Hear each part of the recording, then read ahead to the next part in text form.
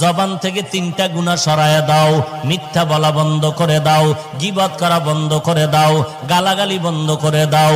এরপরে 3টা নেক আমল চালু করো। 1 নম্বরে হাঁটতে চলতে উঠতে বসতে কার জিকির করব? 1 নম্বরে আল্লাহর জিকির। আল্লাহর জিকির, আল্লাহর নামের তাসবিহ পড়ো। সুবহানাল্লাহি ওয়া বিহামদিহি সুবহানাল্লাহিল আযীম, সুবহানাল্লাহি ওয়া বিহামদিহি সুবহানাল্লাহিল আযীম। পারা যাবে নি? আল্লাহ আমাদের কবুল করেন। 2 নাম্বার, আল্লাহর জিকিরের পরে কোরআন তেলাওয়াত করো।